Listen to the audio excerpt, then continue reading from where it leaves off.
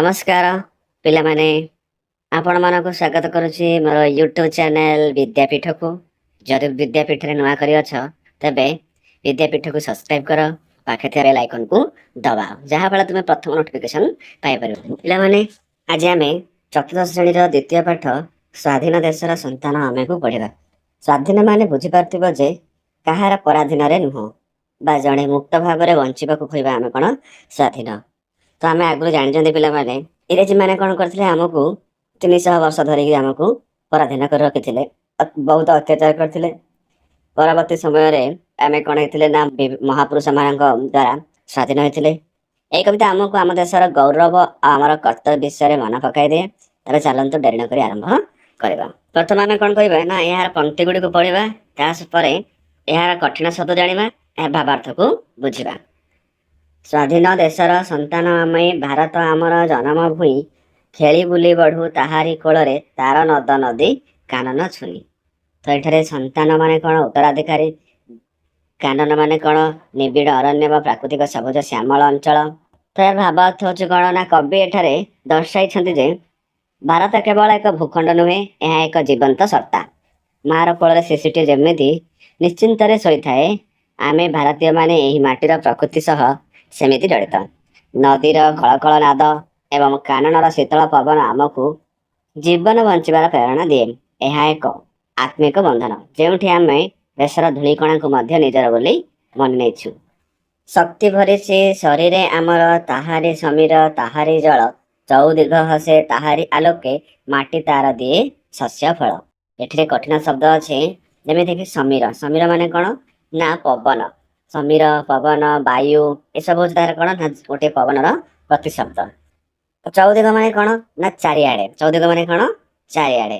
तो ये भावार्थ कौन ना कवि कहते आम शिरारे प्रवाहित रक्त यही माटीर अन्न और जलर प्रतिदान रही। भारत माता आमको केवल जन्म देना बरं निजर स्तन्य रूपी जल और शस्य दे पालन करते। सूर्यंकर प्रथम किरण ये माटी को स्पर्श करे सेतेबेले आम भितर एक अद्भुत साहस और शक्ति जागृत हुए। आम जहाँ भी शक्तिशाली होउछु ताहा केवल पवित्र भूमिर आशीर्वाद जो। बुझिले बेले आखिरे आम सभी समान सान अबा बड़ जेतेक प्राणी ताहारी बुद्ध विश्व कहले शुणाइला तार साम्यवाणी। तो ये कठिन शब्द है साम्यवाणी माने कौन समानतर भातृभावर उपदेश। आपले बुद्ध बोले किए ना भगवान बुद्ध। यार भावार्थ होची पदरे भारतर विशाल हृदय को दर्शाए। वसुधैव कुटुम्बकम भावना ए माटी ही सृष्टि। भगवान बुद्ध ए माटीर संतान भावे विश्व को शिखाई जे हिंसा नुहे बरं प्रेम और समानता ही श्रेष्ठ धर्म। कवि मतरे भारत माता पाखे कौन भेदभाव ना, समस्त को एकाभली स्नेह करे। यह आम संस्कृतिर महानता। ताहारी गांधी जनतार काने मुक्तिर डाक शुणाइबारे निर्भय हसी सत्यर जय लेखिगला निज रकत धारे। तो ए कठिन शब्द है निर्भय माने मृत्यु को भय न करी। रकत धारे माने कौन ना रकतर बलिदान दे। तो कवितार अर्थ है एठारे भावनार शीर्ष स्थान देखा मिले। स्वाधीनता आमको मागणारे मिलना। महात्मा गांधी भली महापुरुष माने निजर जीवन को पानी छड़ाई देते। सत्यपथ एते कठिन जे सेठारे रक्त देवा पड़े, किंतु कवि कहते गांधीजी से कष्ट को हसी हसी सही नहीं। यही बलिदान ही आम देशर इतिहास को सुना अक्षर लिपिबद्ध करे। पंचम पद देख अनुसरी से ही सत्यर पथ पूर्वपुरुष किरती हेजी उत्साहे माती देशर कर्मे आसरे लागिबा जड़ता तेजी। कठिन शब्द है कौन किरती जसबा गौरव गाथा। हेजी माने कौन मन पकईबा वा स्मरण करवा। जड़ता माने कौन आलस्य बा निष्क्रियता। तेजी माने परित्याग करवा। तो कवि एठारे कौन वर्णना करछन्ते आम पूर्वपुरुष माने विश्वर निजर शौर्य और सत्यवादिता जो सुनाम अर्जन कर रखी जाइछन्ति ताहाकु स्मरण करबाकु हेबो। कवि कहते केवल अतीतर गुणगान कले हेबो नाही, बरं आलस्य को छाड़ी दे देश गठन कार्य ध्यास देबाकु हेबो।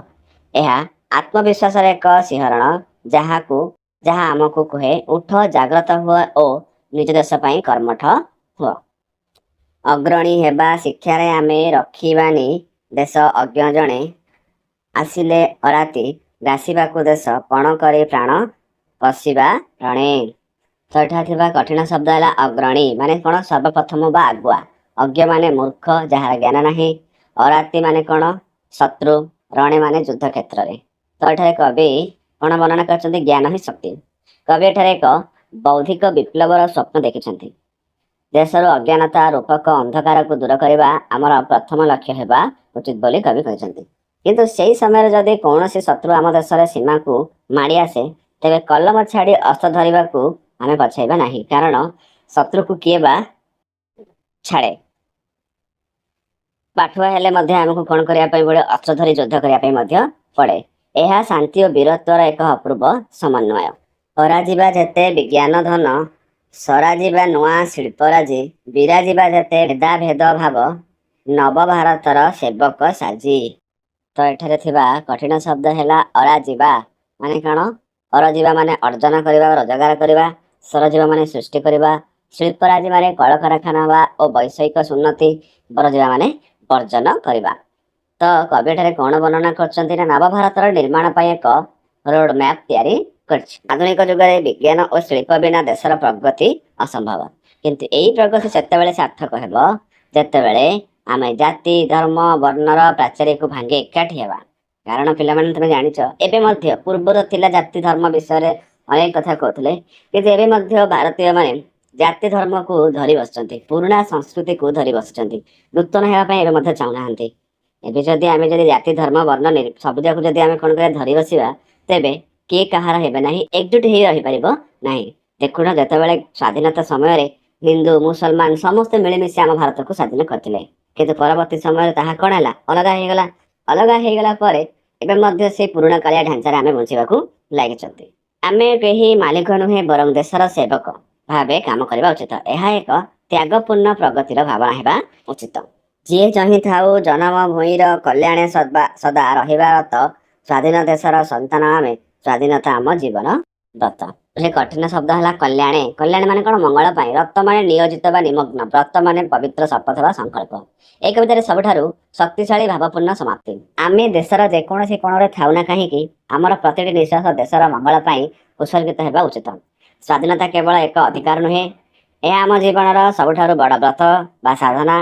यह आमको शिखाए जे देशर स्वाभिमान रक्षा करने आमे प्राण बलि देवाकू मध्य कुंठाबोध करबा नाही। तो यही कविता पढ़ा पर मन में एक नूतन जोश आसे। यह आमको कातरता छाड़ा को शिक्षा दिए, विज्ञान को आपणा एवं समस्त भेदभाव भूले एक भारत श्रेष्ठ भारत गढ़ा प्रेरणा दिए। वर्तमान आम कौन कर यार प्रश्नोत्तर को करदे। तो देख आस कथा है कहला आम देशर नाम कुह। पे तुम समस्त जान आम देशर नाम कौन ना, आम देशर नाम हो भारत। दुई है आम देश विश्व को कौन शिखाइला। तो उत्तर लिखा आम देश विश्व को साम्यवाणी और समानतार मंत्र शिखाइला। 3 नंबर कवितार अज्ञाता को किपरि नष्ट करने कथा कहुई। उत्तर लिख कवितार प्राण को प्राण करी रण क्षेत्र में पशि अरातिबा शत्रु को ग्रास करने कथा कहुई। 4 आमे देश को किपर रक्षा करवा।